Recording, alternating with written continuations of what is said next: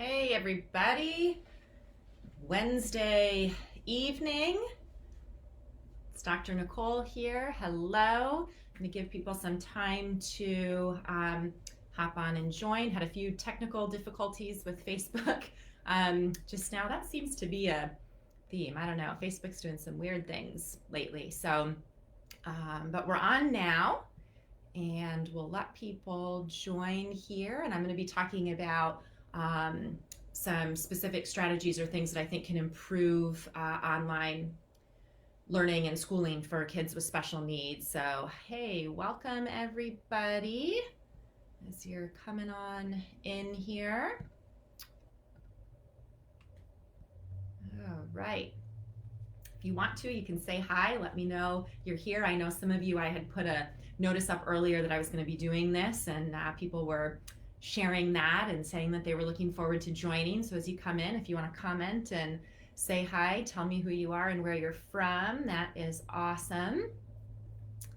All right, let me get situated here.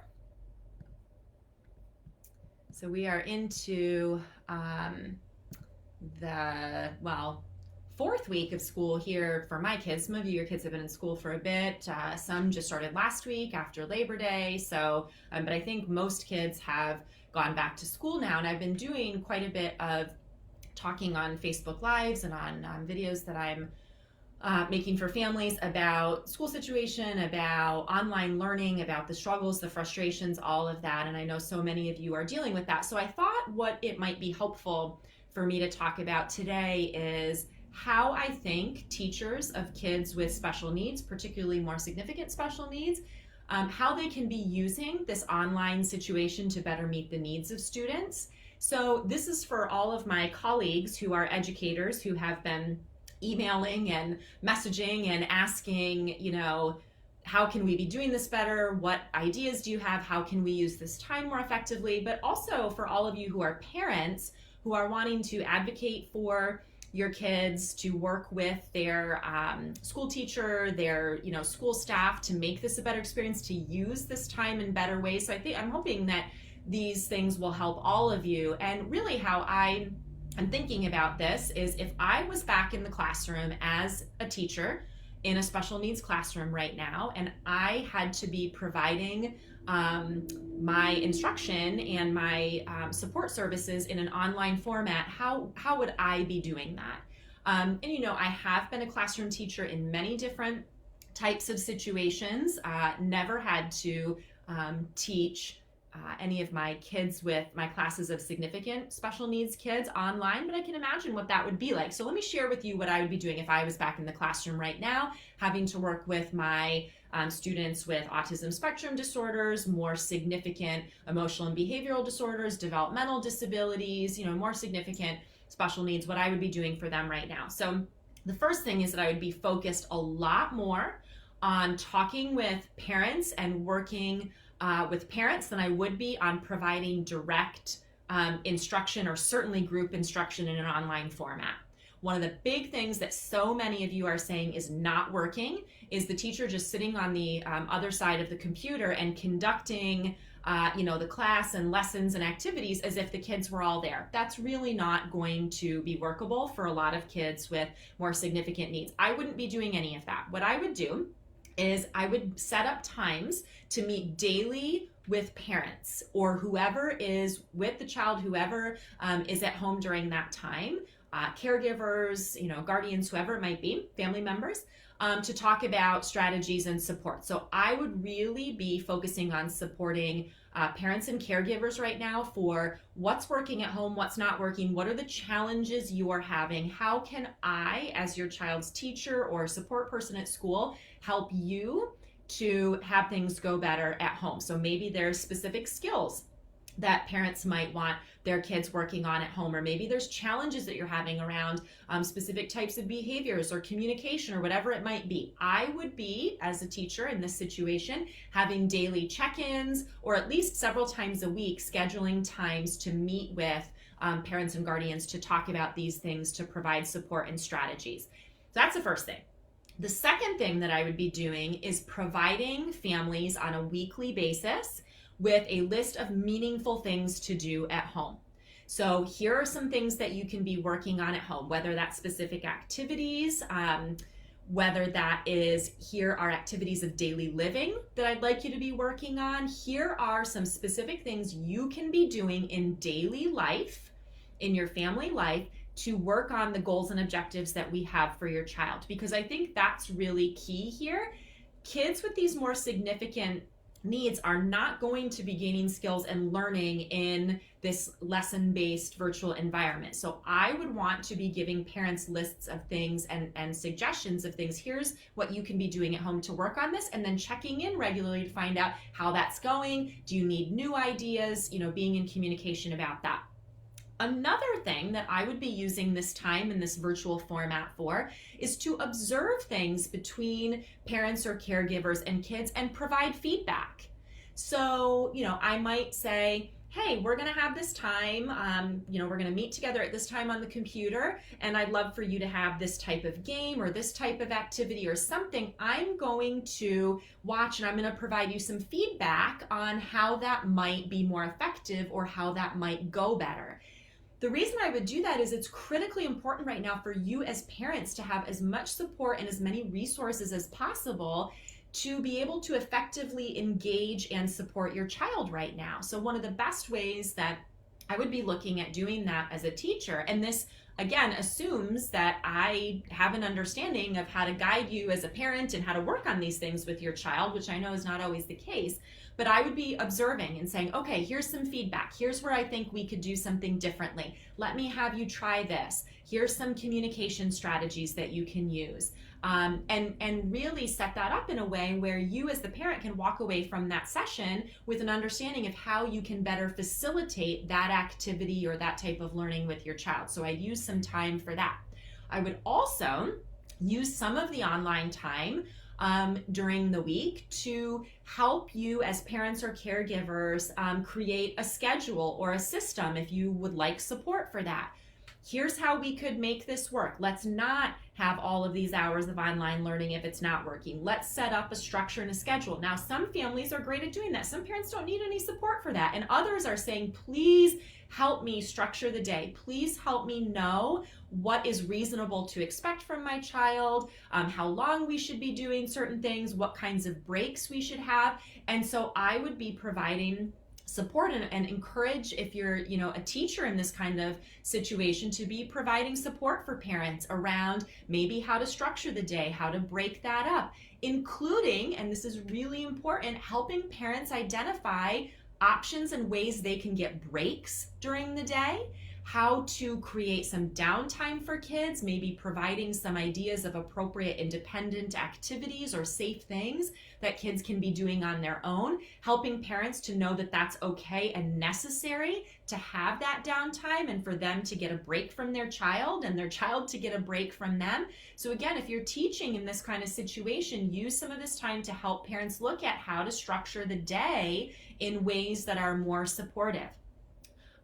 If you are teaching, I would also recommend use some of this online time, this virtual, schooling during the week to set up meetings or times when you do small groups. Maybe you offer certain days and times during the week where all the parents in your class are invited, if they want to join, can come and meet online as a group to talk about certain topics that are relevant to them, for you as the teacher or the therapist or support people to offer, maybe some insights and suggestions on a certain topic, but then also to facilitate conversation amongst parents. There's great problem solving as well as support that can come out of getting parents together.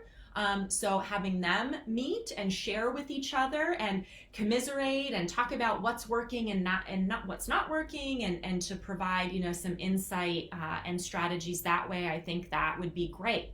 So those are all things that I think can be really effective ways to use this online instruction time. Now notice I haven't talked at all yet about doing anything directly with the child on the computer. And that's because that wouldn't be my number one priority for how to use the time. There are lots of ways that we can help with progress towards goals and objectives on a child's IEP by facilitating working with parents and caregivers, giving them strategies, tools, all of that. So that would really be my focus, to make sure that parents and caregivers are supported, have schedules that are helpful if they need that, have activity ideas, get feedback from me on challenges.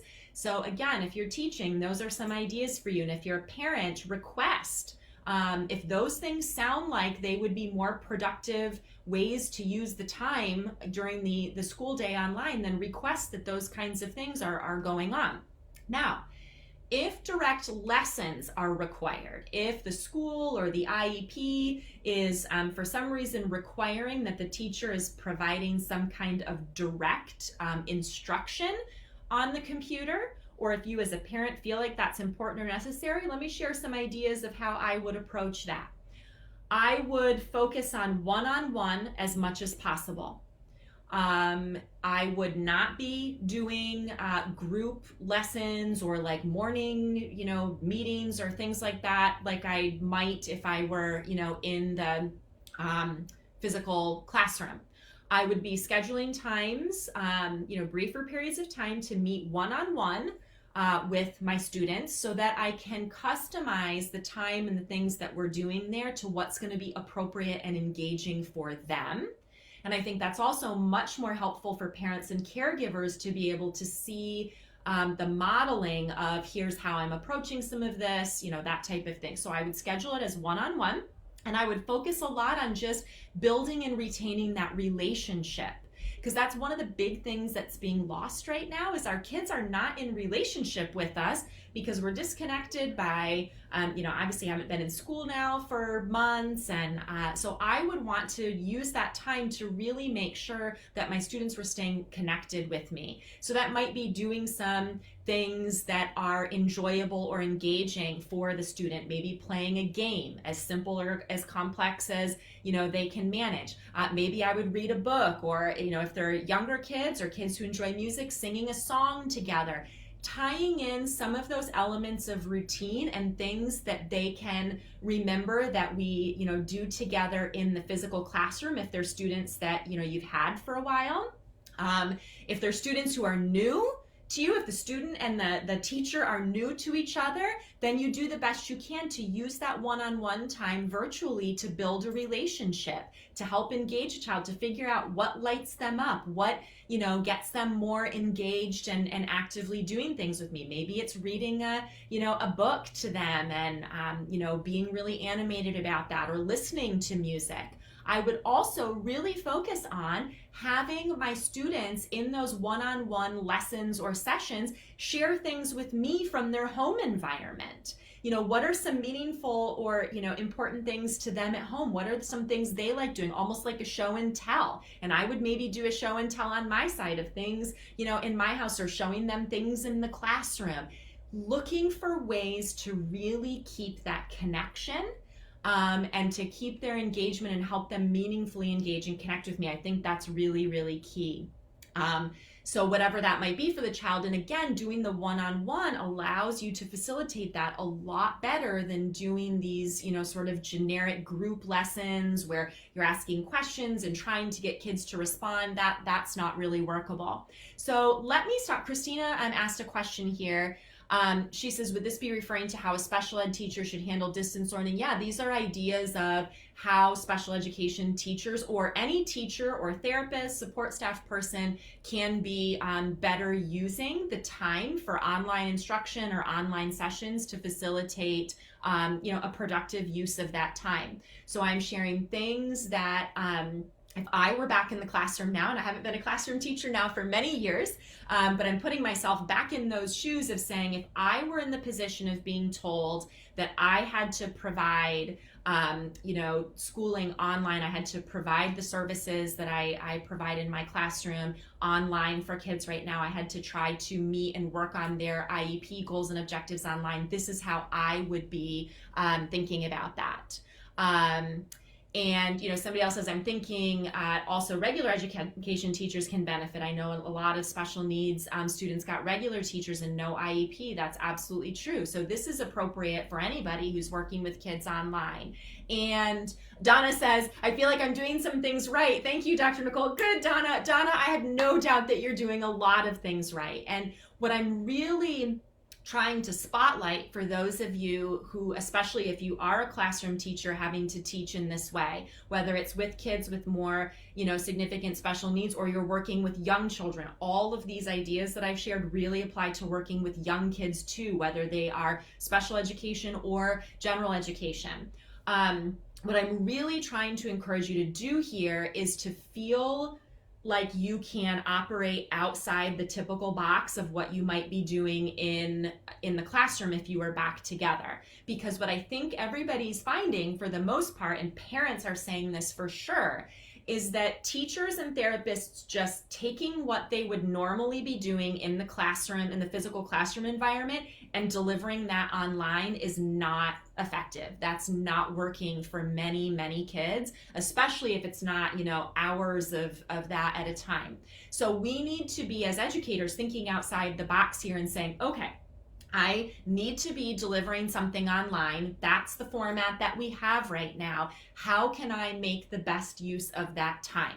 And thinking outside the box with that. Okay, that's where I go to focusing more on supporting parents, working with parents around what's going to be productive. What can I support you with? What challenges are you having? What activities of daily living can we work on? How can we make a schedule that works? What are routines that are going to be effective?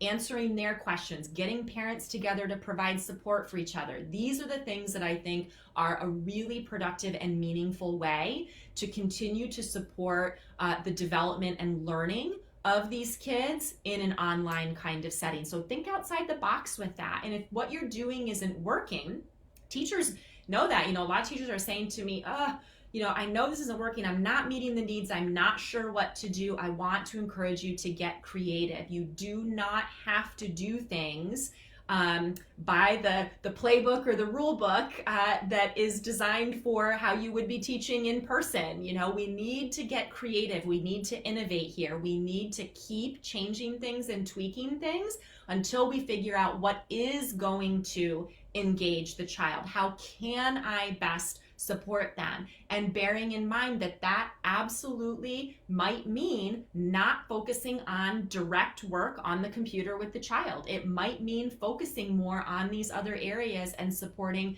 parents and family members and caregivers. But again, really thinking about if you are going to do those one-on-one therapy sessions or lessons or whatever, first of all, think about doing them one-on-one as opposed to, as a large group.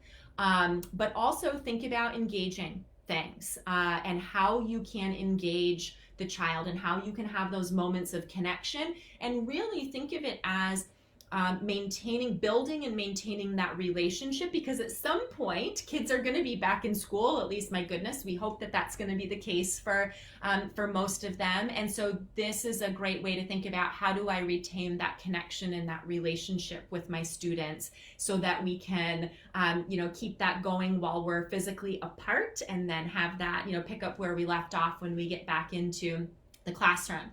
So for those of you who are parents, hopefully this also gives you some ideas. If the things that the school staff have tried so far are not really landing with your child, if it's not working well, if it's creating a lot of stress, hopefully this gives you some ideas too of some requests that you can make about how you would like to use the time online and what you think might be more effective. So I hope those ideas are helpful. Thanks to all of you who have been watching this live. I'll put the recording up in a minute so you can share it and so that other people can see it. And please do, I'm going to make a point of every week making sure that I come on and do at least a couple of these videos and lives to connect with you all. So I'd love to hear if there are specific topics, specific concerns, issues you're dealing with right now. send me a message through my Facebook page, or you can even put it in the comments here. I go through and read all the comments on these videos and try to respond to them. So even put it in a comment. Let me know what would be most helpful to you right now, and then I'll add those to the list and make sure that I do videos on those as we go along here. Keep up the great work with your students. For all of you who are teachers who are watching, thank you for the work that you're doing. And keep trying different things. Keep up the great work, and for those of you who are parents, keep doing the amazing things that you're doing. Keep trying new things. Keep figuring out what's going to work better. We will all continue to innovate and get through this, and hopefully I can keep providing some good ideas. So I'll leave you with that for now. Let me know if there are topics you want to hear about, and I'll be back to chat with you again soon. Take care.